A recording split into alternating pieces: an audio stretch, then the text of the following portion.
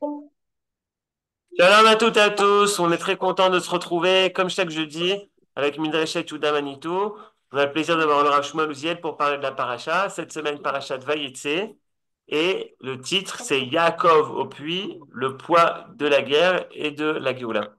Bechavod Rav Uziel. Erev Tov, ah oui, c'est bon. Erev Tov.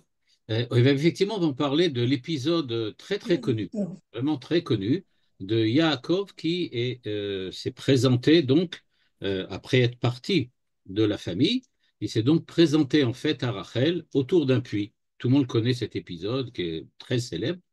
Et par contre, ce qu'on remarque pas toujours, c'est que dans cet épisode, il y a énormément d'éléments très très bizarre, pour pas dire plus.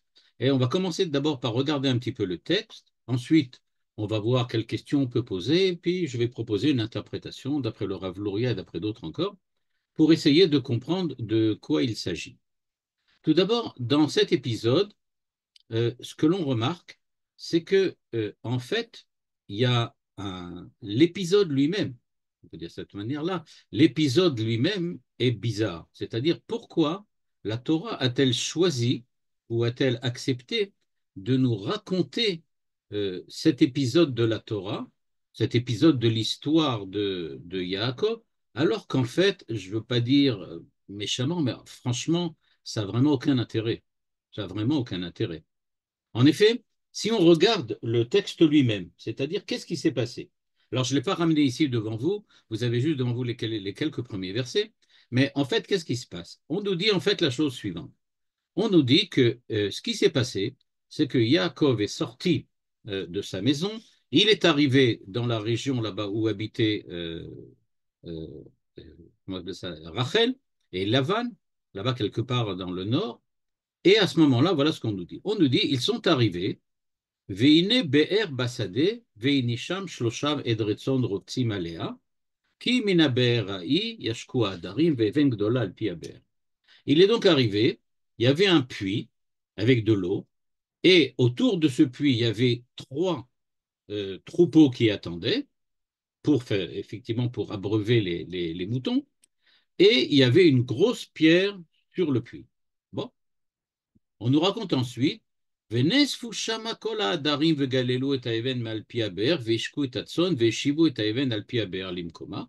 Et pourquoi il y avait une grosse pierre? On nous explique, oui, oui, parce qu'en fait, il y avait effectivement, tout le monde vient faire abreuver ses troupeaux là-bas, et il y avait une grosse pierre sur l'appui, donc à chaque fois ce qu'on faisait, on prend la grosse pierre, on attend que tout le monde vienne en même temps pour ensemble arriver à soulever cette pierre, puis on remet la pierre sur place. Pourquoi? On ne sait pas. Bon, on la remet. Et à ce moment-là, regardez, non, mais écoutez, le dialogue, je ne veux pas dire aberrant, mais presque. Ça se passe comme ça. Yaakov vient et leur dit, Achai me'ainatem, mes frères, d'où vous êtes? Bon, je veux bien croire qu'aujourd'hui, c'est effectivement la mode. À chaque fois qu'on rencontre quelqu'un, on lui dit, alors mon frère, alors ton frère, alors son frère. Mais oui, mais à l'époque, Achai, pourquoi mes frères? Il ne les connaît pas, c'est pas du tout. Lui, il vient de Canaan, et eux, ils sont là-bas quelque part dans le nord. Donc, quel rapport ça? Donc, Achai, mais Aïnatem, d'où est-ce que vous êtes? Je ne sais pas, vous voyez la situation là? C'est lui qui demande d'où vous êtes. Ben, eux, ils sont de là. Où est-ce qu'ils sont? Ben, là où ils habitent. Et ils sont là. C'est eux qui sont chez eux à la maison. C'est eux qui devraient lui demander, mais d'où tu viens, toi? Puisque toi, tu es un étranger. Eux, ils ne sont pas étrangers. Ils sont chez eux à la maison. Mais c'est comme ça qu'il a écrit. Il leur demande d'où est-ce que vous venez. Et eux, ils lui disent gentiment, on vient de Haran, à côté, on n'habite pas très loin, on habite à Haran. Vayomer lahem haïm yadatem et Lavan ben Achor. Ah là, voilà, ça c'est bien, il demande la famille, il demande est-ce que vous connaissez Lavan? Il dit oui, oui, oui, Yadanu, on sait qui c'était. Vayomer lahem Ashalom lo. Ben, ok, il a dit qu'ils le connaissent, demande où est l'adresse, va le voir. Non, il continue à discuter et il leur demande est-ce qu'il va bien? Pourquoi tu leur demandes s'il va bien? T'as qu'à aller le rencontrer, tu verras bien s'il va bien. Et Yom Roulo, Shalom. Oui, oui, c'est vrai. Il va bien, il va bien. Veine Rachel Bito Ba'imaton. Vous voyez, il y a Rachel qui vient. Et alors maintenant, qu'est-ce que vous pensez qu'est le verset suivant? Le verset suivant, ça serait en fait que Yaakov aille voir Rachel. Ben, c'est ça le verset suivant. Il va aller voir Rachel, va lui dire bonjour, voilà, on est cousins, etc., etc. Mais en fait, pas du tout. Yaakov n'est pas du tout intéressé par Rachel. Mais alors, pas du tout. Qu'est-ce qu'il fait? Vaïomer, et à ce moment-là, il s'adresse encore une fois aux bergers qui sont là-bas. Il dit, mais la journée est encore longue, c'est-à-dire qu'il y a encore beaucoup de temps devant nous, et c'est pas encore le moment de rentrer à la maison. Alors, pourquoi vous ne donnez pas à boire à vos troupeaux et que vous vous en allez? Et à ce moment-là, les bergers lui racontent, ah ben, on ne peut pas parce qu'il faut qu'on soit tous là pour arriver à soulever la pierre. OK. Pourquoi il a discuté ça, on ne sait pas. Mais alors, c'est pas de fini. Alors qu'il est en train de leur parler, Rachel arrive avec Hatson Asher la Via, avec le troupeau de sa peau de ses parents, de son père, parce qu'elle était bergère. Bon, c'est bucolique. Et donc elle vient, elle arrive avec les troupeaux en question. Et donc, Vaï Kasher Ra'a Yaakov et Rachel, Bat Lavan Achiimo. Alors là, il est fort quand même, Yaakov. On lui a dit tout à l'heure que Rachel va arriver. Donc, il voit Rachel arriver. Alors là, mais ça ne lui intéresse absolument pas. Lui, il est surtout intéressé par les histoires de troupeaux. On pourrait dire, lui, ce n'est pas tellement le romantisme, ce qui l'intéresse, c'est surtout l'économie et la finance. Et donc, il ne s'intéresse pas du tout à Rachel, il s'occupe surtout des troupeaux, et à ce moment-là, brusquement, il voit enfin Rachel qui arrive, et à ce moment-là, qu'est-ce qu'il décide? Il s'approche, il soulève la pierre, et on donne à boire à tous les troupeaux, et à ce moment-là, il fait la bise à Rachel, et il commence à pleurer. Et alors, mais elle était là depuis déjà une demi-heure, elle attendait, la pauvre, là-bas à côté du puits, que tu veuilles bien faire quelque chose. Lui, ça n'avait pas l'air du tout de le gêner en quoi que ce soit. Et à ce moment-là, Yaakov raconte à Rachel, je suis en fait, je suis de ta famille, Rivka c'est ma mère, etc., etc. Bon, on passe sur le détail qu'il avait déjà embrassé avant, mais que bon, c'est seulement maintenant qu'il lui raconte qui il est. Bon, ça c'est l'histoire telle qu'elle est racontée. Et comme j'ai essayé de le montrer, il y a quand même un certain nombre de points qui sont bizarres, quoi. Pourquoi on nous raconte tout ça? Mais ce qui est d'autant plus étonnant, c'est pourquoi on nous raconte globalement l'histoire. Qu'est-ce qu'on est censé apprendre de cette histoire? Qu'est-ce que c'est censé nous changer? Alors je vais vous montrer maintenant dans le texte même. Là, c'est le texte du Rav Luria. Donc, dans le texte du Rav Luria, ce que l'on voit apparaître, c'est que effectivement, il va nous poser la question tout de suite. Il va nous dire, on ne comprend pas très bien pourquoi c'est là. Qu'est-ce que c'est que cette histoire? Et maintenant, regardez, le Rav Luria nous propose une étude midrashique. C'est-à-dire, il va nous dire, vous allez voir, il y a un midrash très célèbre, Midrash Rabbah, qui nous dit la chose suivante. Rabbi Yossi Bar Hanina, c'est à la ligne 6 devant vous, Rabbi Yossi Bar Hanina patar kraya begalut. Nous dit Rabbi Yossi Bar Hanina, est-ce que vous croyez qu'on est en train de parler de troupeaux de Yaakov et de la savoir qui va manger, qui va boire et comment on va boire, etc. Ben, pas du tout. On parle de tout à fait autre chose. Le dialogue qu'on nous raconte, c'est un dialogue qui tourne autour de la galoute. La galoute. A priori, quelle galoute? Il n'y a pas de galoute là-dedans. Va yomer laem Yaakov, etc. Yaakov leur demande d'où venez-vous? Vayomru, Vayomar, Mecharan anachnu, on vient de Haran. Et le midrash de dire, il y a un jeu de mots. Mecharan, ça veut dire Micharono shel HaKadosh Baruch Hu anachnu borchim. On fuit, on s'enfuit de devant la colère divine. Jeu de mots, Mecharan, Charon Af. Okay? La colère. La ville de Haran avec la colère. Donc il y a un jeu de mots. Et donc, en fait, qu'est-ce qu'ils disent? On est en train de fuir la colère de Dieu. Mais quel rapport ça avec ce qu'il demandait? On lui demande, est-ce que vous connaissez Lavan ben Nachor? Alors là, le Midrash nous dit, ah oui, oui, de qui on parle? On parle de Dieu. Il n'aura pas du tout demandé où est Lavan, il leur a demandé, est-ce que vous connaissez Mishéu Atid, les Laben Avonotechem Kashaleg? Celui qui va, Lavan, jeu de mots encore une fois, qui va rendre blanc, Lavan, le nom Lavan, donc celui qui va purifier, celui qui va nettoyer vos fautes comme la neige qui est blanche. C'est ça qu'il leur a demandé. Et eux, ils ont dit, oui, oui, on connaît. Vayomer lem shalom lo, est-ce qu'il va bien? Nous dit le Midrash, non, il n'a pas demandé si ça va bien. Il a dit, shalom be'ezesrut. Comment vous allez arriver à la paix? Et eux, ils répondent, Ine Rachel ba'a imatzon, grâce à Rachel qui arrive avec les troupeaux. C'est-à-dire, en gros, nous dit le Rav Luria, toute cette discussion D'après le Midrash, ça n'a absolument aucun rapport, ni avec les troupeaux, ni avec rien du tout. On a l'impression que c'est une espèce d'allégorie, dans lequel, en fait, tout ce qui est raconté là-bas, c'est au sujet de la galoute, mais on ne voit pas très bien comment, en quoi est la discussion sur la galoute. Et donc, nous dit le Rav Luria, il faut comprendre qu'est-ce que c'est que ce dialogue bizarre entre les bergers et Yaakov et les réactions bizarres de Yaakov. Il voit Rachel, mais il ne la voit pas. On lui dit qu'elle arrive et puis il la découvre après. Il demande des questions. Au lieu d'aller voir Rachel, il s'occupe des histoires des troupeaux. Qu'est-ce qui se passe? Je vais juste ouvrir une petite parenthèse parce que c'est une remarque que j'ai vue, que j'ai trouvée qui était très intéressante. Une petite parenthèse, vous savez qu'on raconte, pas seulement on raconte, mais tous les Midrashim, Rashi, la semaine dernière, vous avez sûrement entendu des cours, en dehors du mien sûrement, sur la paracha, vous avez lu sur la paracha, et vous êtes certainement tombé sur ce Midrash extrêmement célèbre qui dit que Yaakov avait étudié dans la yeshiva de Shem Ve'ever, Ishtam Yoshev Ohalim. Il est Ishtam Yoshev Ohalim. Et donc, quand on nous a raconté Ishtam Yoshev Ohalim, on dit bien qu'il est parfait, un homme parfait, qui était dans les Ohalim. Dans quelle trente on parle? On parle du Beth Midrash de Shem Ve'ever. Et donc, je ne sais pas si vous avez eu la même impression que moi, mais on a vraiment l'impression que Yaakov, c'est vraiment un Bachur Yeshiva. C'est un kollel, quoi. Il va au kollel. Il étudie la Torah. Esav, c'est un chasseur, il va dehors, il cherche à manger, à boire, etc., etc. Et Yaakov, lui, c'est un Bachur Yeshiva. Il étudie dans la Yeshiva de Shem Ve'eber. Alors, ce qui est intéressant, c'est que le Bachur Yeshiva en question, quand on le voit réagir, il n'a pas du tout, mais alors du tout l'air d'un Bachur Yeshiva, mais pas du tout. Je ne sais pas si vous avez remarqué. D'abord, on ne le voit pas à aucun moment parler de Dieu, parler d'études, parler de Torah, parler de quoi que ce soit. Bon, ça peut arriver. La Torah ne nous raconte pas toujours tout non plus. Mais regardez de quoi il s'occupe.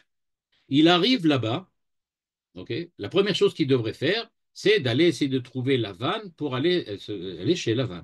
En fait, il ne va pas chez Lavan, il voit des bergers, il commence à leur parler.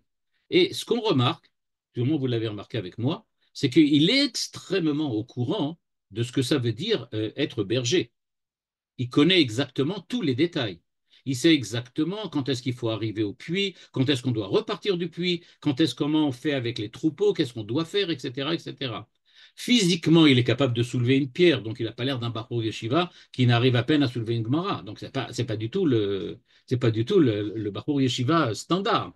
Il a l'air quand même assez fort. Alors on dit Dieu lui a fait un miracle, enfin bon d'accord, Dieu a fait un miracle, enfin quand même il était capable de soulever une pierre puisqu'il a essayé de la soulever tout de suite en tout cas. Donc, en tout cas, on voit qu'il n'est pas du tout le style. Par la suite, quand il va rencontrer Lavan, qu'est-ce qui va se passer? Ben, il va devenir berger et on voit qu'il est absolument au courant de tout ce qu'il faut faire comme berger, à tel point qu'il nous raconte quand il va partir à la fin de la paracha, quand il va partir de chez Lavan, il va nous raconter, mais moi j'ai travaillé comme un fou, j'ai fait tout ce que tu m'as demandé, etc., etc. Il est extrêmement consciencieux, il fait un travail pas facile, il a dit la nuit j'avais froid, la journée j'avais chaud, etc. Il est tout à fait berger à 100%. Donc, je ne sais pas ce que ça veut dire, mais en tout cas, une chose, ça veut dire ce qui est sûr, c'est que ce n'est pas un Kollelman comme on penserait aujourd'hui. C'est quelqu'un qui est tout à fait au fait de ce que c'est que la vie économique et ce que c'est que le travail. C'est quelqu'un qui est consciencieux, qui fait le travail correctement, qui sait exactement comment faire le travail, qui est professionnel. Donc moi, il me semble qu'il faut corriger un petit peu cette vision de Yaakov.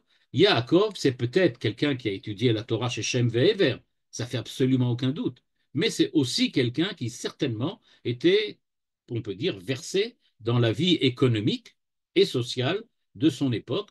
Et donc, si on le définit comme Ishtam Yoshev Ohalim, ça ne veut certainement pas dire qu'il était coupé du monde matériel, coupé du monde économique et coupé de la société. Il était absolument à 100% à l'intérieur de la société, et je referme la parenthèse. Et donc, ce que l'on voit là, c'est que, nous dit le Rav Luria, alors on va essayer de comprendre de quoi il s'agit. Le Rav Luria nous dévoile que ce midrash, en fait, va nous dévoiler quelque chose d'exceptionnel. Il nous dit, en fait, ce midrash vient nous apprendre ce que c'est que la tfila. Là, vous pouvez me dire, oui, mais attention, quel rapport? On n'est pas du tout dans la tfila, mais si. Et c'est ça qui va être intéressant. Il va nous dire, en fait, ce Midrash nous raconte qu'est-ce que c'est que la tfila, qu'est-ce que c'est que la prière. Et il faut se rappeler que le Midrash nous a dit qu'on parle de la période de la galoute. Je rappelle ce qui avait été écrit, vous l'avez devant vous, que Rabbi Yossi Bar Hanina, Patar Kraya, il a résolu, c'est-à-dire il a interprété ces versets en parlant de la galoute.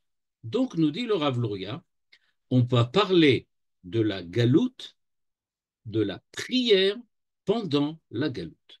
La prière pendant la galoute. C'est-à-dire la prière durant les épreuves, durant l'exil, durant les périodes noires de l'histoire d'Israël. C'est de ça qu'on parle dans le dialogue entre Yaakov et les berger. Et vous allez voir que ça prend tout à fait un autre sens et une autre signification. Encore une fois, c'est une des interprétations du Midrash. Il y en a sûrement d'autres. Et je peux vous dire, c'est sûr, il y en a d'autres. Mais en tout cas, celle-là va nous amener sur le chemin de la tfila. La première chose, nous dit le Rav Luria, eh bien, regardez qu'est-ce que ça veut dire. Be'er Bassadé, un puits dans le champ, dans les champs. Je rappelle que Yitzhak, le père de Yaakov, est allé prier dans le champ, dans les champs aussi. Lui aussi est allé prier dans les champs. C'est-à-dire qu'on a déjà vu que Yitzhak était descendu dans son champ pour prier, Vaïl et Terev, etc. À la fin de la parashat Sarah, quand on lui ramène Rivka, on lui dit il était en train de prier dans le champ à l'heure de Mincha. Je rappelle que Yaakov aussi a prié dans un champ à Bethel, dehors. Il n'était pas dans une maison ou dans une ville, il était dans un champ, dehors. Et lui aussi, il a prié Arvit, la tfila de Arvit. C'est-à-dire, nous dit le Rav Luria, quand on parle d'être dans un champ, en général, en tout cas plusieurs fois, c'est revenu sous la plume de la Torah, il s'agit de prière. Donc, c'est déjà quelque chose qui nous met sur la voie de la prière. Et, nous dit le Rav Luria, alors de quoi parle-t-on? Un puits dans le champ, ça veut dire on va recevoir de l'eau. L'eau va venir. On doit prendre de l'eau. On doit tirer de l'eau, puiser de l'eau. Eh bien, nous dit le Rav Luria, puiser de l'eau, ça veut dire obtenir que Dieu exauce nos prières et nous donne ce que nous demandons. Quand on dit qu'il y a une pierre sur le puits, ça veut dire que les prières de l'époque n'étaient pas exaucées. Et pourquoi elles n'étaient pas exaucées? Parce qu'il y avait une pierre par-dessus, quelque chose qui gênait. Qu'est-ce qui peut gêner? Eh bien, nous dit le Rav Luria, ça ne peut être que les imperfections humaines, les fautes et les péchés des hommes. Donc, en fait, l'image de Yaakov qui voit un puits, qui s'arrête et qui commence à parler, c'est vrai qu'il s'agit d'un vrai puits avec des vrais bergers et avec des vrais troupeaux, mais c'est parallèlement à ce qui se passe avec les bergers, il y a une problématique qui est soulevée par la Torah et qui est la problématique de la tfila. Et pourquoi on arrive à parler de la tfila maintenant autour du puits avec les bergers? Premièrement, ça vous l'avez vous-même remarqué, sans que j'ai besoin de le dire, Yaakov vient de partir en galoute. Il est en galoute. Il est parti de chez lui, il est maintenant en exil. Donc, c'est normal, on parle de l'exil, on parle de puits. On sait que le puits, c'est essentiel, c'est l'eau. On a besoin de l'eau. La prière, c'est pas quelque chose qu'on fait simplement pour avoir, je ne sais pas moi, un surplus de quelque chose. Mais quelquefois, quand on est dans une période difficile, la prière, c'est pas pour recevoir un surplus, une bracha, mais c'est pour recevoir l'essentiel, l'eau, pour pouvoir s'en tirer, pour pouvoir boire.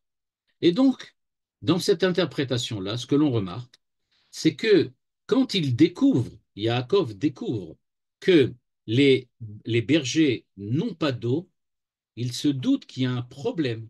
Il y a quelque chose qui ne va pas. On n'a pas le minimum pour vivre. On n'arrive pas à faire vivre les troupeaux. On attend, c'est-à-dire que du point de vue on peut dire, du processus économique, le processus économique de l'époque, de cet endroit-là, de cette place, est dysfonctionnel.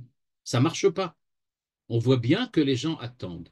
D'où Yaakov comprend que sans tfila, ça ne va pas marcher. C'est-à-dire, en gros, le processus économique ne fonctionnant pas, il faut donc maintenant demander l'intervention de Dieu pour arriver à s'en sortir. Et donc, le Rav Luria le rappelle, à quel moment la prière devient indispensable en Israël, c'est pas au moment de Baït Rishon, au moment du premier temple. Au moment du premier temple, sauf pour le Rambam, il n'y a pas de prière obligatoire.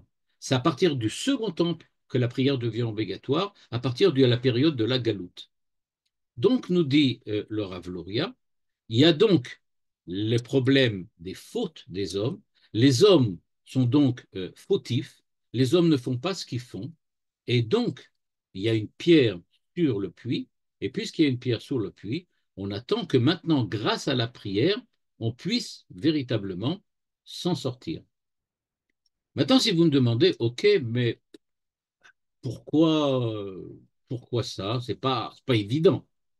Alors, je vous rappelle qu'au début de la paracha, Vayetse, on a déjà vu Yaakov avoir un rapport un peu particulier avec ce qui se passe dans son, on peut dire dans son époque. En effet, qu'est-ce qui s'est passé? Il est sorti de la maison, il est arrivé du côté de Bethel et il a rêvé, et voilà Dieu en haut d'une échelle et des anges qui montent et qui descendent.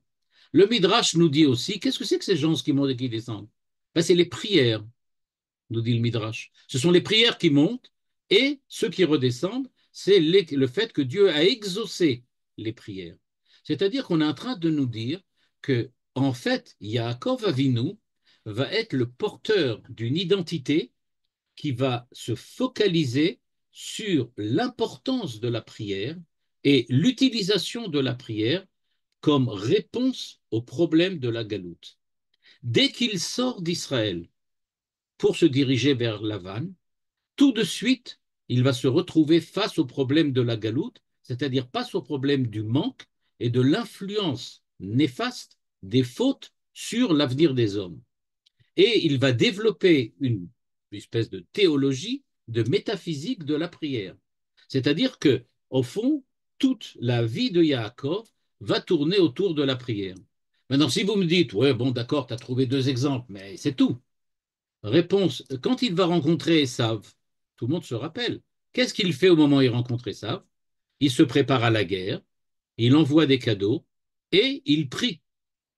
Il prie. On voit bien que pour lui, la prière, ça fait partie véritablement de la vie, au sens que c'est au sens d'être un élément important de la réaction humaine face aux difficultés.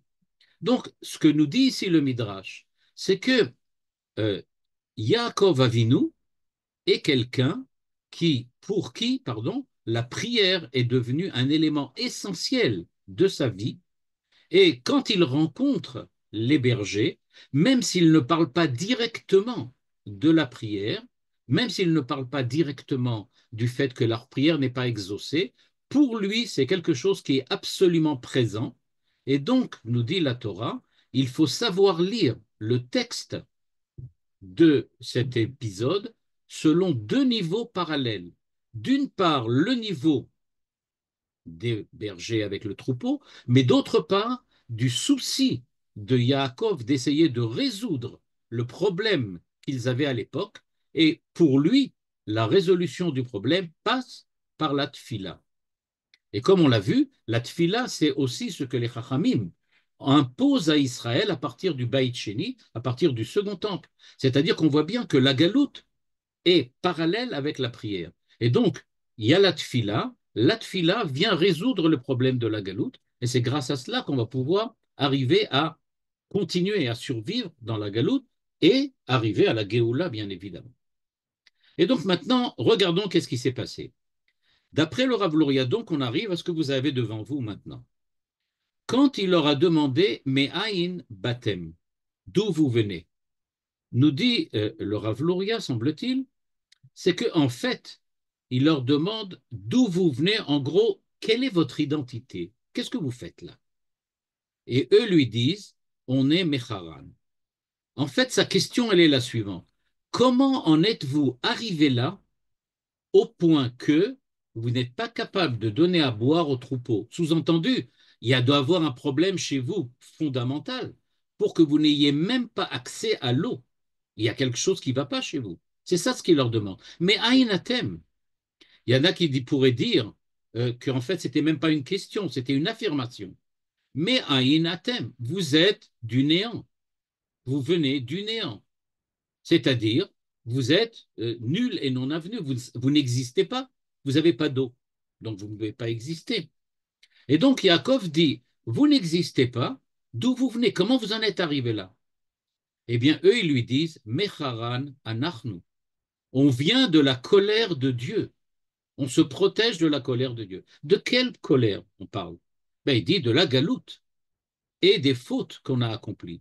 C'est-à-dire que eux se rendent bien compte, aussi bien les bergers que Yaakov, que effectivement notre situation spirituelle, notre situation religieuse est pas flamboyante du tout. Ça marche pas. On n'arrive pas à s'en sortir. Et donc c'est pour cela, disent les bergers, qu'on vient de Haron Af, on se protège, comme le dit le Midrash, de la colère de Dieu. Dieu est en colère contre nous. Et pourquoi il est en colère contre nous? Parce qu'on ne fonctionne pas, on ne marche pas. Et donc c'est ça ce qu'ils lui répondent. C'est-à-dire, encore une fois, il y a deux niveaux.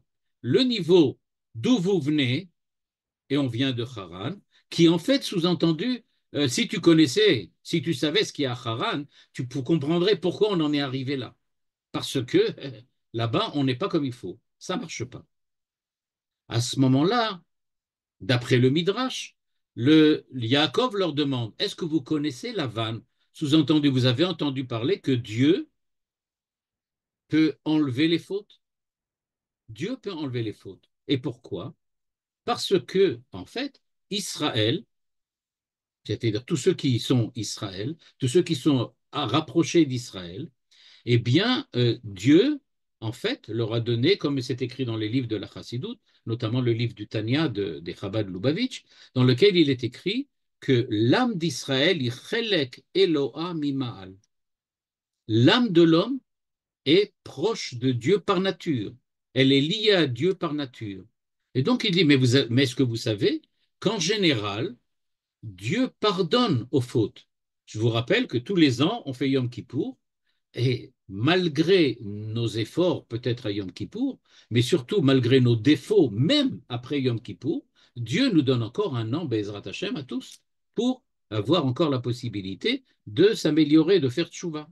C'est-à-dire, nous dit Yaakov Avinu, dit au truc, il a dit, mais est-ce que vous savez que Dieu est prêt à vous pardonner, en tout cas momentanément, pour que vous fassiez tchouva et que vous améliorez? Donc, comment se fait-il que vous n'arrivez pas à améliorer votre conduite, vous n'arrivez pas à surmonter les fautes que vous avez entreprises? Comment se fait-il que vous n'arrivez pas à fonctionner suffisamment bien pour que Dieu, tout simplement, vous donne ce qu'il donne en général toujours à Israël?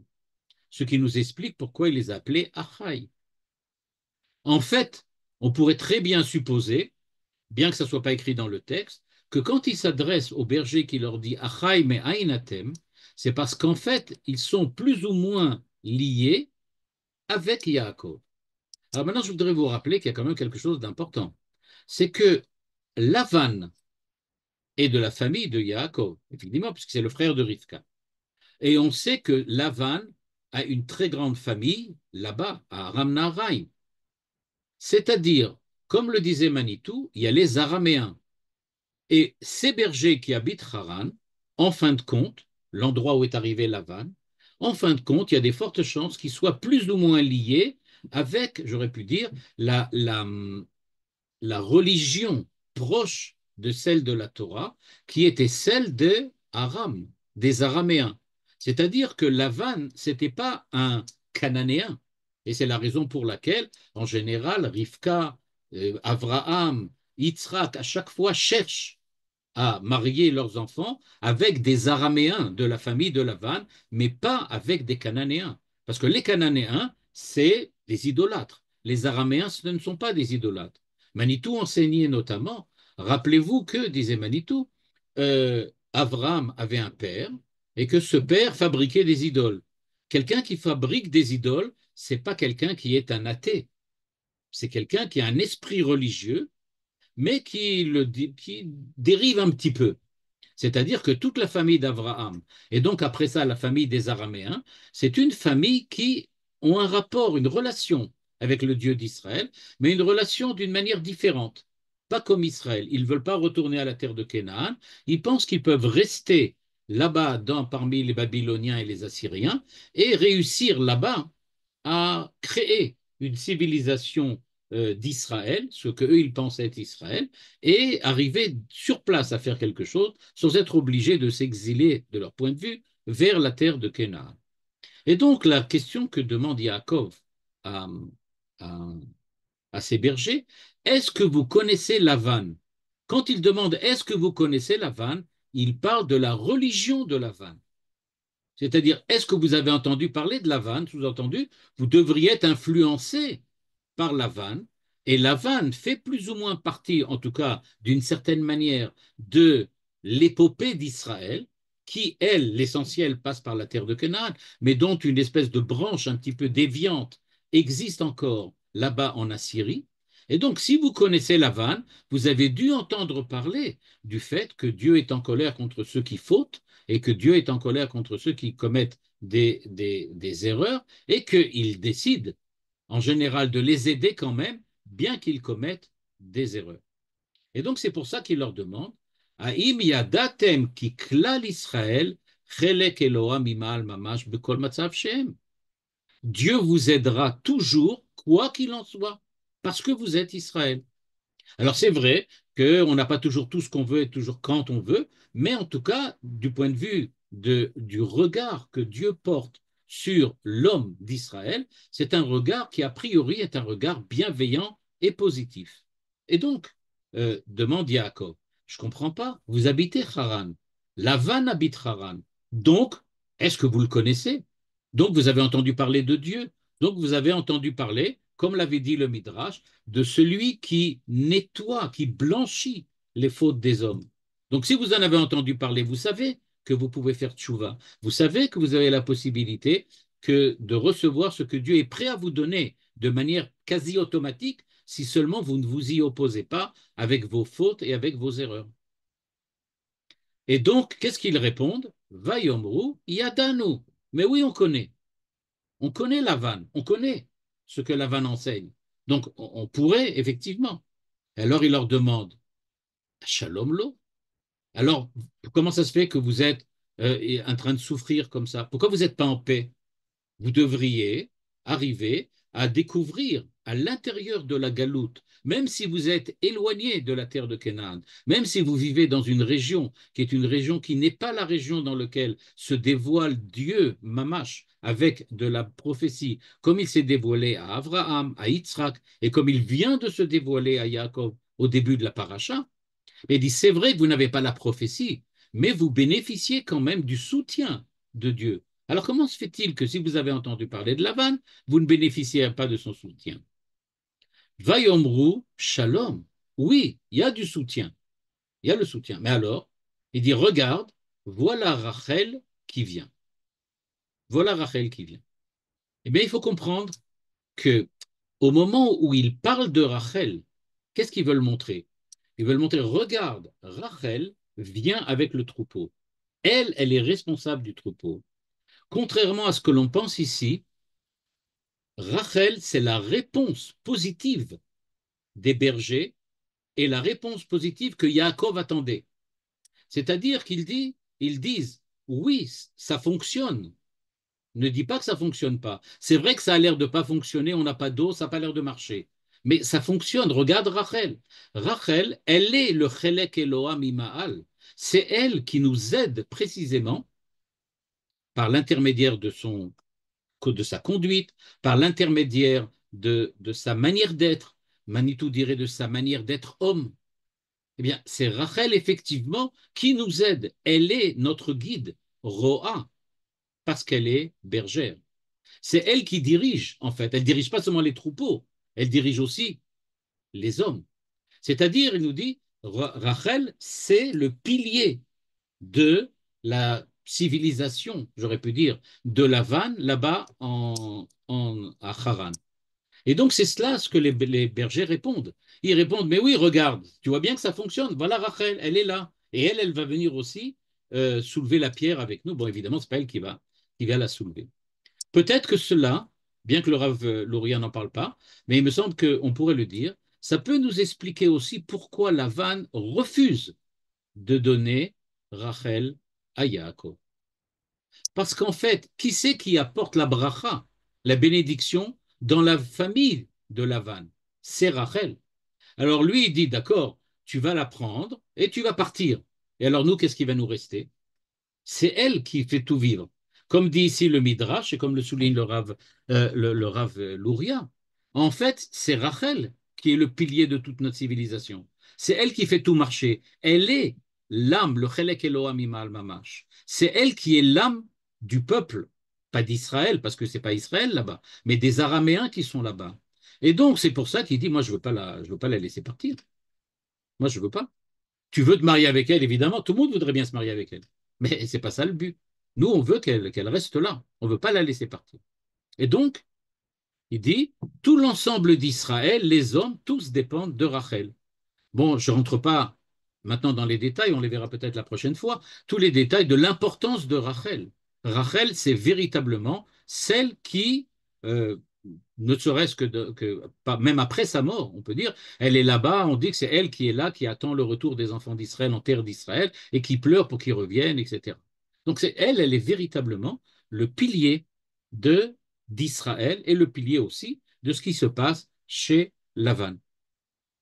À ce moment-là, il leur dit, oh, ben alors, je ne comprends pas, vous avez Rachel, vous avez Lavan, tout a l'air de bien marcher. Alors pourquoi vous ne donnez pas à boire à vos troupeaux? Qu'est-ce qui vous manque? Et à ce moment-là, écoutez bien, ils disent la chose suivante. On n'est pas unis. On n'est pas unis. En fait, on attend que tout le monde vienne. C'est vrai que Rachel, elle est là. Rachel, elle est comme l'âme, notre âme. Elle est l'âme de toute notre population, de toute notre civilisation. Mais nous, on est dispersés entre nous. On est tout le temps en train de lutter les uns contre les autres. On n'est pas du tout unis. Et comme on n'est pas unis, eh bien, on ne peut pas non plus être comme une seule personne avec Dieu. Parce que, disent les bergers, on ne peut pas être avec Dieu s'il n'y a pas l'unité d'Israël, s'il n'y a pas l'unité des hommes. L'unité des hommes,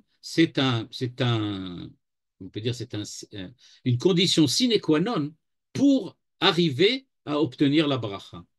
Et donc il dit, c'est vrai, on connaît la vanne, c'est vrai, il y a Rachel, mais il nous manque l'unité. On attend qu'on soit tous unis. C'est seulement quand on est tous unis entre nous qu'à ce moment-là, on peut effectivement enlever les pierres. Sous-entendu, Dieu est prêt à donner tout le temps à Israël.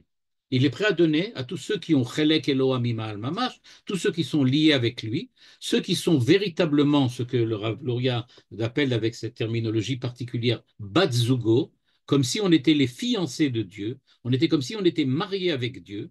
Eh bien, dit le Rav Luria, on est bien marié avec Dieu, mais si on est unis. Quand on est dispersé, eh bien, on n'arrive pas à être avec Dieu. Et c'est pour cela que l'on n'arrive pas. C'est pour ça, dit Yaakov, ben, il n'y a qu'une seule façon.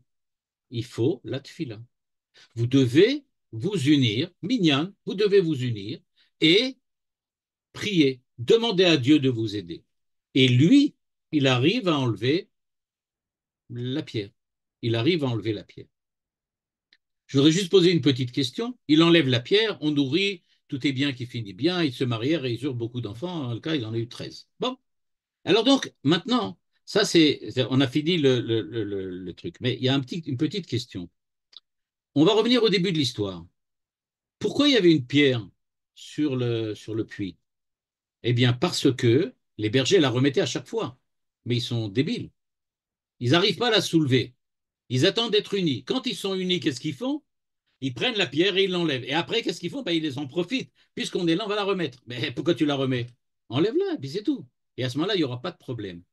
En fait, ce qui s'avère, c'est que c'est pas qu'ils remettent la pierre, c'est que à chaque fois qu'ils étaient unis, alors effectivement, leur prière, leur demande à Dieu était exaucée. Mais étant donné que tout de suite après, ils retombaient dans on peut dire, dans tous les conflits qu'ils avaient entre eux, eh bien, à chaque fois, la pierre revenait. Et donc, à chaque fois, ils devaient réattendre encore une seconde fois qu'ils soient encore une fois unis. Et donc, ce que l'on voit, dit le Rav Luria, c'est que d'après ce midrash, tout cet épisode vient en fait nous raconter ce qui se passe avec la tfila et que cette tfila dépend de beaucoup de conditions. Pour que cette tfila soit exaucée, il faut effectivement qu'il y ait Rachel, c'est-à-dire qu'il y ait Nefesh Elohim al Mamash. Il faut être le Batzoug de Dieu. Il faut être fiancé à Dieu. Il faut vouloir se rapprocher de Dieu. Mais ce n'est pas encore suffisant. Il faut être aussi uni entre nous. Tant que l'unité n'est pas résolue, durant la période de la galoute, durant la période des difficultés, durant les périodes noires de l'histoire, eh bien, la pierre revient à chaque fois. Et donc, à chaque fois, on va être obligé d'intervenir. Et donc, cette histoire des bergers, d'après le Midrash, c'est donc une histoire à deux niveaux. On voit ce qui se passe au niveau économique, social, et j'aurais peut-être même dit, et même de la vie courante, du quotidien de ces hommes qui habitaient à Haran. Et en parallèle, on voit quelle est, j'aurais pu dire, l'œuvre, l'ouvrage, l'agir religieux et spirituel que ces hommes faisaient à cette époque et qu'on nous raconte parallèlement avec ce qui se passe dans la vie courante et le quotidien. Et on nous dit, regardez, c'est parallèle, ça va ensemble. On ne peut pas déconnecter les deux. Il faut qu'il y ait l'unité pour que la tfila puisse fonctionner. Et quand la tfila fonctionne, la pierre bouge. Sinon, ça ne bouge pas. Euh, il semblerait, soit dit en passant, qu'après que Yaakov soit passé, la pierre n'a plus jamais été remise. Il l'a enlevée et c'est fini. On ne nous dit pas que l'a remise. Par contre, quand on nous parlait des bergers, au début de la paracha, on nous dit bien, ils attendaient d'être tous ensemble. Quand ils étaient unis, ils enlevaient la pierre, mais ils la remettaient. C'est-à-dire qu'ils retombaient dans le travers des conflits intérieurs et des conflits d'intérêts. En fait, euh, ce qui se passe, c'est qu'il faut comprendre pourquoi, au moment où ils se sont unis, qu'ils ont prié, qu'ils ont reçu de Dieu l'eau, c'est-à-dire que Dieu leur a octroyé et exaucé leurs prières, octroyé ce qu'ils ont demandé. Pourquoi la pierre revenait à chaque fois après qu'ils soient désunis, on peut dire d'une certaine façon? La réponse que nous apporte le Rav Luria d'après le Gaon de Vilna est exceptionnelle. Le Gaon de Vilna nous dit que dans Shir Hashirim, il est écrit Mayim Rabim lo yochlu lechabot et ha'ava. Donc, les eaux nombreuses, donc c'est-à-dire les grandes eaux, ne peuvent pas éteindre le feu de l'amour. Maïm Rabim lo yochlu lechabot et ha'ava. Eh bien, dit le Gaon de Vilna, quelque chose d'exceptionnel. Il dit ça, c'est pas tout le temps que ça soit comme ça. Très souvent, dit-il, Maïm Rabim mechabim et ha'ava. C'est-à-dire que c'est une bracha quand l'eau n'éteint pas le feu de l'amour. Pourquoi? Parce qu'à chaque fois que les bergers priaient, qu'ils étaient unis, qu'ils recevaient de Dieu ce qu'ils lui demandaient, à savoir la possibilité de vivre, d'exister grâce à l'eau, eh bien le fait qu'ils recevaient l'eau, Maïm Rabim, ça éteignait leur amour pour Dieu, et à ce moment-là, la pierre revenait. C'est-à-dire, nous dit le Gaon de Vilna, quelquefois, et pas, c'est pas seulement quelquefois, quand tu reçois la bracha, à ce moment-là, tu perds le contact direct que tu as avec Dieu, parce que être en rapport, en relation, en contact avec Dieu, c'est le but en soi des difficultés que Dieu t'a données. Dieu te donne des difficultés, on l'avait vu la semaine dernière, la semaine d'avant. Quand Dieu te donne et te met face à des difficultés, c'est parce qu'il veut provoquer chez toi le désir et le besoin d'être avec lui, de prier, de vouloir être en contact avec lui. Mais si tu reçois ce que tu veux, ben à ce moment-là, tu dis, OK, donc j'ai plus besoin de lui, donc ça y est, je laisse tomber. Eh bien, c'est cela ce qui s'est passé avec les bergers. Il dit, c'est une grande bracha quand on peut dire Maïm Rabim lo yochlu lechabot et ahava. Ça veut dire que l'amour dans Shir Hashirim entre Dieu et Knesset Israël, il est tellement fort, tellement grand, que même quand Dieu donne à Israël ce qu'ils veulent, malgré tout, Israël continue à être lié avec Dieu. Malgré tout, Israël continue à rester fidèle au Créateur. Par contre, au niveau des bergers, c'est pas du tout ce qui s'est passé. Et donc, ce qui s'est passé, c'est qu'ils sont retombés dans le travers de leur conduite fautive, et à ce moment-là, ils sont redevenus ce que le Rav Luria appelle avec un très beau jeu de mots, Lev Even. C'est leur cœur qui était un cœur de pierre. Lev Even. Comme il est écrit que Eliyahu Hanavi doit venir pour transformer le cœur de pierre en cœur de chair. C'est-à-dire on doit remplacer le cœur qui n'est plus capable de rechercher Dieu, de désirer Dieu, en un cœur qui veut effectivement revenir à Dieu et rechercher le contact direct avec le Créateur. C'est un cœur de pierre. Le cœur de pierre, c'est celui qui bouchait effectivement le puits des bergers. Et donc, on voit que, d'après cette interprétation du Midrash, eh bien, le Midrash nous rapporte et nous raconte de manière exceptionnelle qu'est-ce que ça veut dire la tfila quand on est à la période de la galoute. Je veux juste rappeler trois points que le Rav Luria rappelle lui aussi. Le Rav Luria rappelle, est-ce que vous vous rappelez que Yaakov avait déjà eu un rêve un petit peu spécial? Il avait eu un rêve dans lequel il avait vu une échelle avec des anges qui montent, Dieu qui est en haut et les anges qui descendent. La situation qui est décrite dans le rêve de Yaakov, c'est précisément la situation qui aurait dû empêcher la pierre de boucher le puits. Si véritablement il y a une soulame, pardon, il y a un soulame, il y a une échelle, c'est-à-dire il y a un contact direct avec ceux qui montent, ceux qui descendent, avec Dieu, alors il n'y a aucune raison que l'échelle soit bouchée. Et ça explique pour la raison pour laquelle, quelque chose aussi de très étonnant, au début de la paracha, on voit Yaakov rêver, il rêve de l'échelle. À ce moment-là, Dieu lui dit, je suis Dieu, je suis celui qui te protège. C'est moi qui te donne la protection. Bon, et alors? Eh bien, c'est moi qui te donne la protection. Donc ça va, on est en contact. Tout de suite après, il est dit, donc à partir de maintenant, tout ce que tu voudras, je te le donnerai. C'est-à-dire, si le contact est créé, si effectivement il y a des anges qui montent et qui descendent, si effectivement toi et moi, on est comme fiancés et le fiancé et la fiancée, qu'on est Batzugo, qu'on est les fiancés de Dieu, eh bien, dit Dieu à Yaakov, il n'y a pas de raison. Tu auras tout ce que dont tu as besoin. Maintenant, si tu fautes, ah, là, c'est autre chose. Tant qu'il y a le contact, ça marchera. Et ça nous explique pourquoi la semaine prochaine, Yaakov Avinu, quand il va voir Esav arriver, son frère arriver, il va mourir de peur en disant, mais qu'est-ce qui se passe? Pourquoi? Rachid nous le dit. Il dit, peut-être que j'ai fauté. Et si j'ai fauté, eh bien, je ne suis plus du tout dans le cas de l'échelle, c'est-à-dire qu'il y a un contact direct avec Dieu, et donc Dieu ne va pas me protéger automatiquement, ça va dépendre si je fais tchouva ou pas. D'où la prière, d'où la préparation, etc., etc. C'est-à-dire que Jacob est tout à fait conscient que le fait qu'on soit Israël et qu'on ait une âme nefesh Elohim imal mamash, qu'on soit lié à Dieu de manière naturelle, ça nous protège effectivement des malheurs, mais évidemment, il faut faire attention. Il ne faut pas, j'aurais pu dire, abîmer cette relation. Il ne faut pas la détériorer.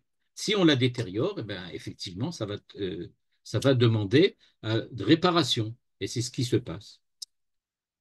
Autre idée, encore une fois, ce que l'on voit, c'est que, nous dit le Rav Luria, c'est que, en fait, on apprend de cette paracha, qu'est-ce que ça veut dire la tfila? Qu'est-ce que ça veut dire la tfila de Klal Israël? Quand on est dans la période de Galout et quand on est dans la période de souffrance et de problèmes. Le seul moyen, nous dit le Rav Luria, pour arriver à développer, à redévelopper une relation avec Dieu comme il faut, c'est d'abord d'être unis. C'est l'unité. Sans l'unité, ça ne peut pas fonctionner. Parce que on n'est pas là chacun pour demander ce que l'on veut, chacun pour demander ce dont il a besoin. On est dans une situation dans laquelle, par et grâce à l'unité, on demande d'être avec Dieu. Or, Dieu ne parle pas, comme l'a enseigné souvent Manitou, Dieu ne parle pas avec les individus en tant qu'individus parce qu'ils sont des individus. Il parle avec les individus parce que chacun d'entre eux se sent lié avec Israël, avec l'humanité, pour se tourner vers Dieu et être ce que le Rav Luria appelle Bat Zugo, avec celle qui est mariée avec Dieu, fiancée avec Dieu. Et c'est donc pour cela qu'on a cette, on peut dire, cette possibilité de recevoir de Dieu ce qu'effectivement il est prêt à nous donner d'office, comme le dit le Rav Luria. Il est prêt à nous le donner d'office, mais il faut effectivement le demander. C'est-à-dire qu'il faut être prêt à faire ce que Dieu demande. Il y a dans cette paracha peut-être encore un autre élément, c'est que ce que l'on voit apparaître, en tout cas au niveau du rêve de l'échelle, on voit apparaître quelque chose d'exceptionnel. Ce que l'on voit apparaître, c'est que, en fait, quand Dieu doit donner quelque chose à Israël, et c'est peut-être une notion qu'on n'a pas tellement l'habitude de rencontrer, je vais juste en dire quelques mots avant de terminer. Quand on doit rencontrer Dieu et recevoir de Dieu ce qu'on lui demande, il faut bien faire attention que ce sont comme les anges qui descendent de l'échelle, c'est-à-dire que ça descend graduellement, étape par étape, niveau par niveau. Ça vient justement corroborer ce que nous dit ici le texte quand il nous dit que la tfila doit être une tfila qui doit inclure pas seulement celui qui demande, mais aussi les autres qui sont autour de lui dans un geste d'unité. Parce que il faut des niveaux. Pourquoi? Parce que le bien que Dieu donne à Israël, c'est pas un bien qui est fait seulement pour apporter le bien-être à Israël, mais au passage, ça doit passer par tous les niveaux, c'est-à-dire ça doit passer par toutes sortes d'étapes qui chacune d'elles aussi a besoin de ce que Dieu va donner, et elle, dans son cadre à elle, doit aussi bénéficier du bienfait que Dieu donne à Israël. De la même manière que quand quelqu'un commet une faute, ça influence tout ce qui l'entoure. De la même manière, quand Israël reçoit un bienfait de Dieu, ça doit aussi parvenir d'une façon ou d'une autre aussi à tous ceux qui l'entourent. Et donc, nous dit le texte, il y a chaque niveau doit bénéficier de l'ange qui passe là-bas avant que l'ange arrive à Israël en bas. C'est cela le rôle de l'unité. Le rôle de l'unité, c'est de savoir que je n'attends pas de recevoir de Dieu quelque chose et dès que je le reçois, bon, bah, j'ai plus besoin de lui, c'est terminé. Non, parce qu'en fait, il n'y a pas que moi qui dépend de ce bienfait et il y en a encore beaucoup d'autres qui en bénéficient.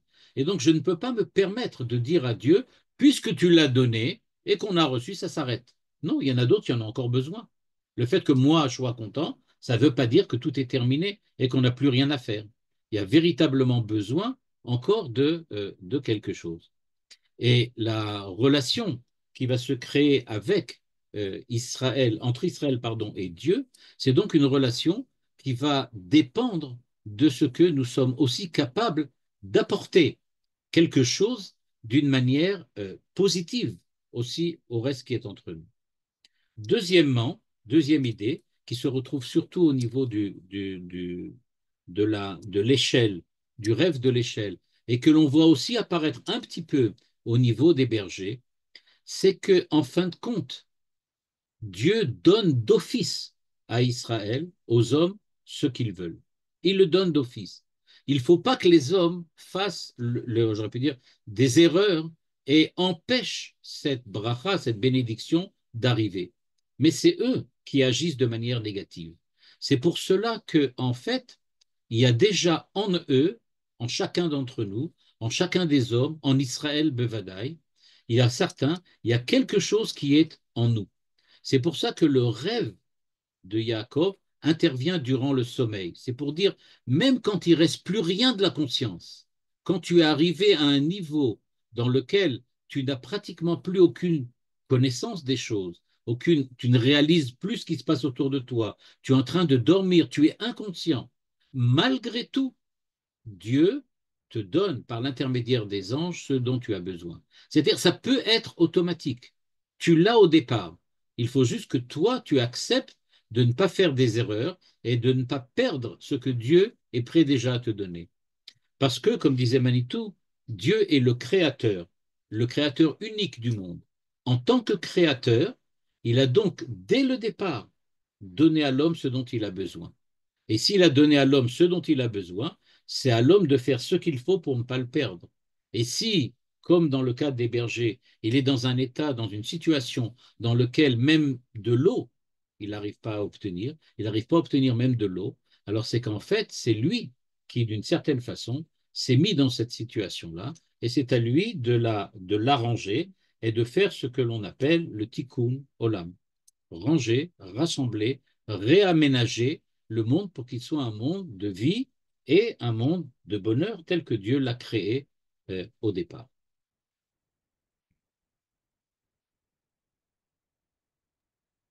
Daraba. Merci beaucoup, Ravdiel.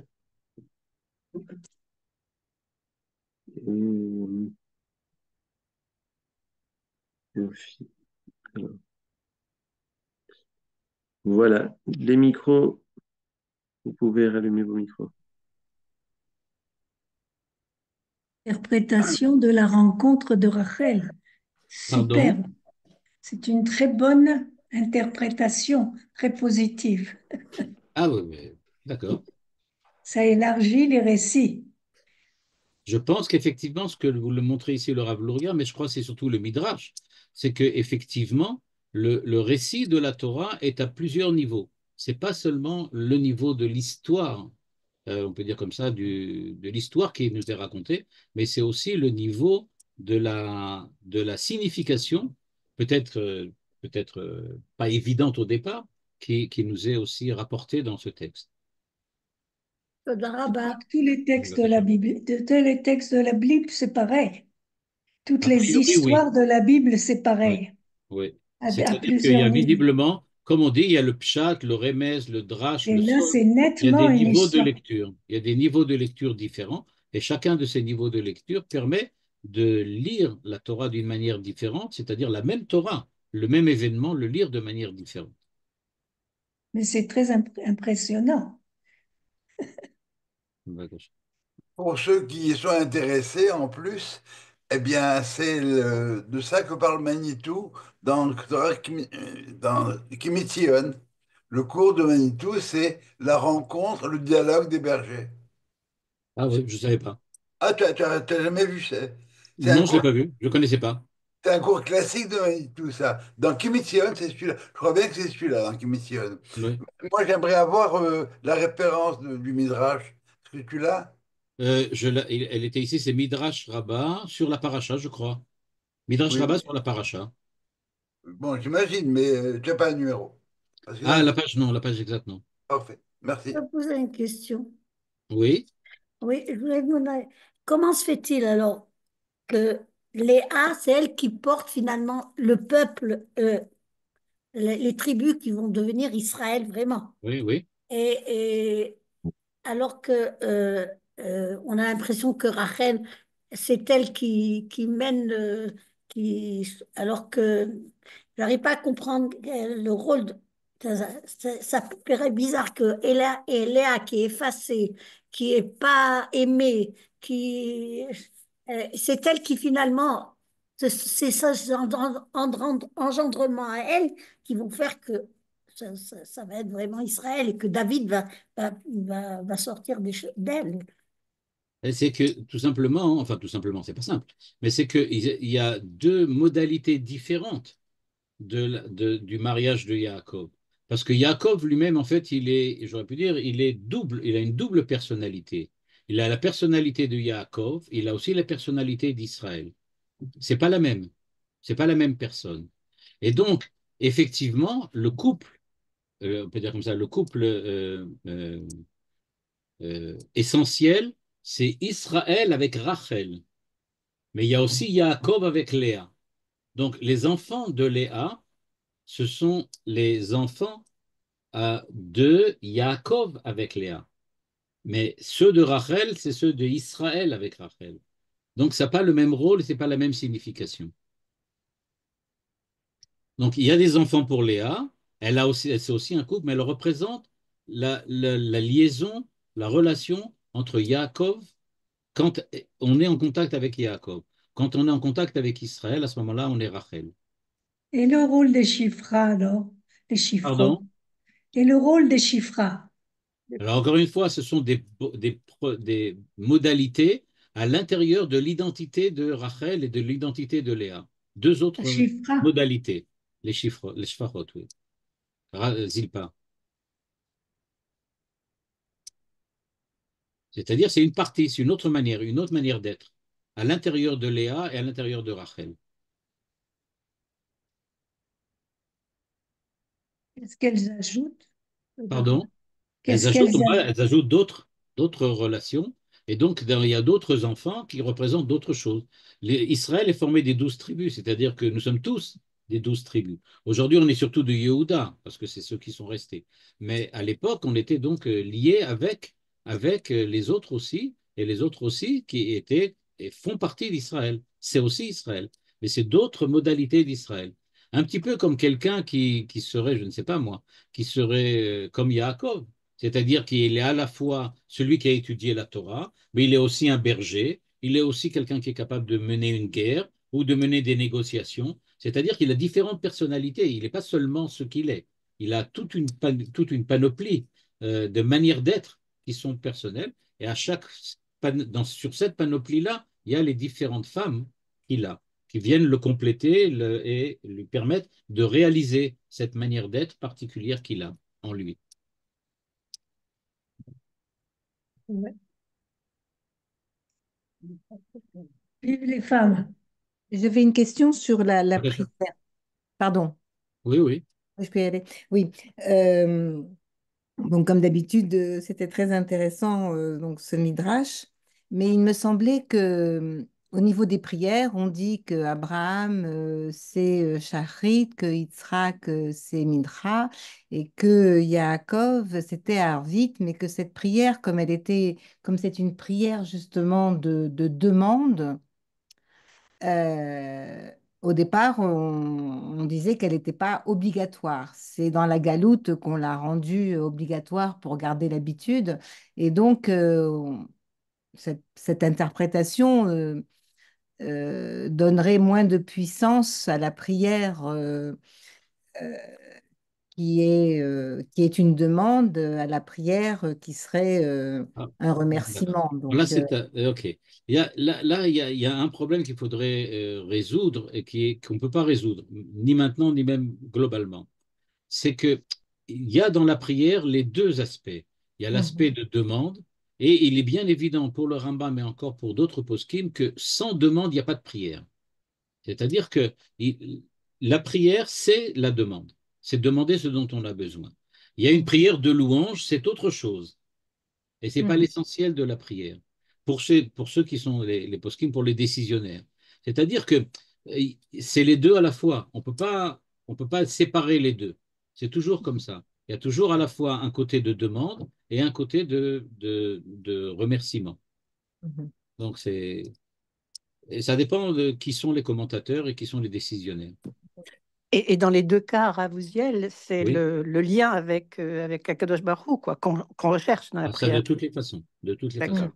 C'est ou bien je vois Kadosh Baruch Hu comme le créateur, et à ce Oui, moment-là, en tant que créateur, je dépends de lui, et donc c'est lui qui doit me donner ce dont j'ai besoin, puisqu'il est le créateur.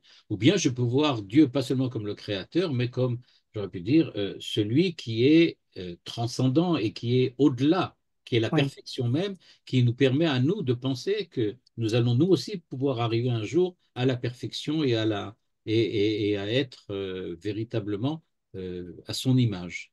oui. Ces deux Mm. dimensions qui sont Lié, indispensables en et fait, l'une comme et l'autre. le mot de fila, Oui, comme la tfila, exactement. de Darabar. Bakacha.